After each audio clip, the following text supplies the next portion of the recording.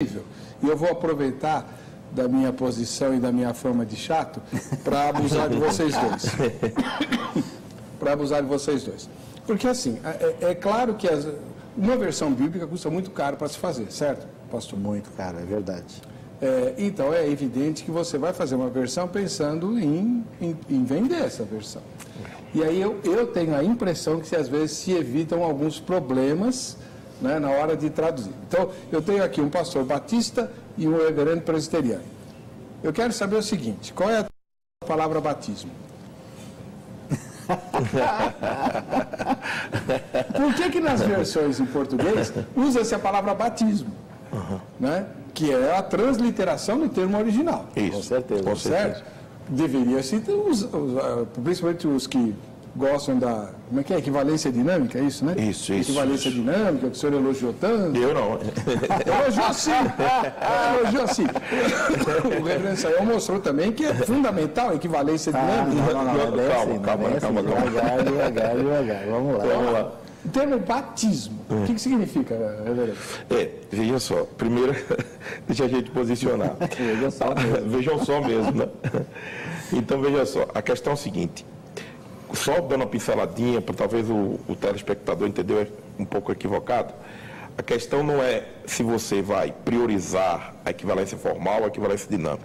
A questão, e eu concordo plenamente com Luiz Sayão, é o que comunica na linguagem que a outra língua vai receber, tá certo?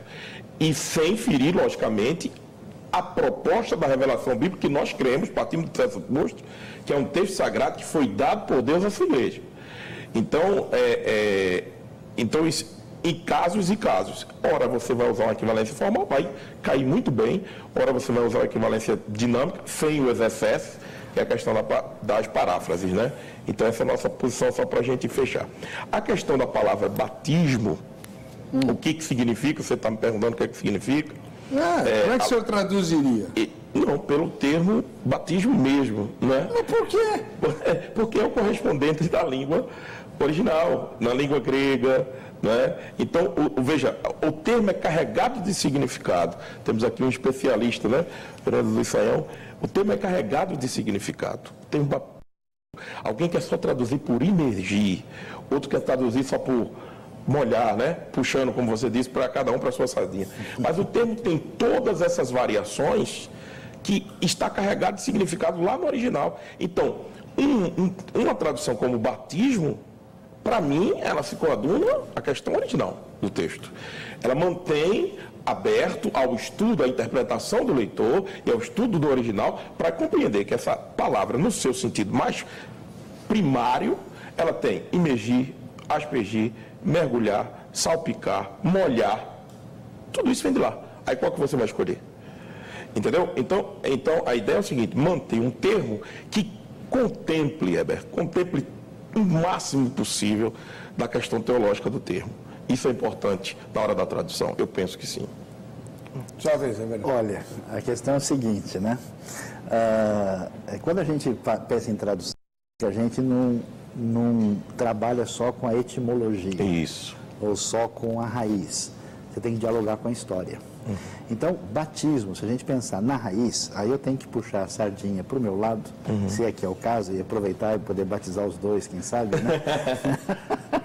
Porque a arqueologia do batismo vai mostrar que a ideia é decorrente dos banhos rituais judaicos antigos feitos nos mikvaot, né?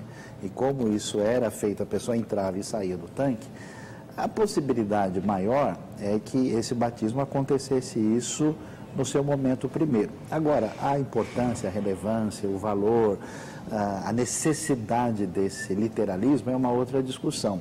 Então, pela consagração de toda a história da cristandade, recomenda-se que se traduza batismo. Se na nota de rodapé a gente quiser colocar alguma discussão maior, deve-se colocar. E o termo, tanto o bapto como as derivações, ele tem de fato essa diversidade.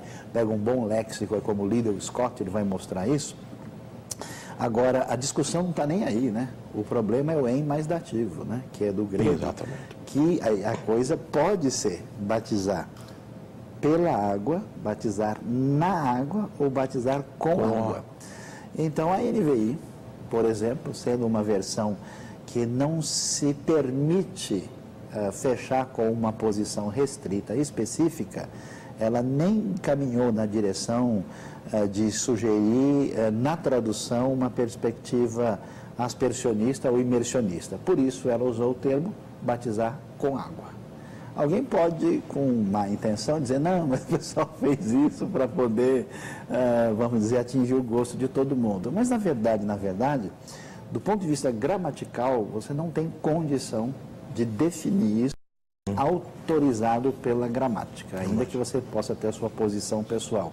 Então, não se pode confundir, né? Se eu tenho a minha teologia, meu modo de pensar, ele pode ficar comigo, mas uma coisa é lhe dar contexto, outra coisa é embutir a minha perspectiva particular desautorizadamente no texto. Mas fazer uma pergunta, assim,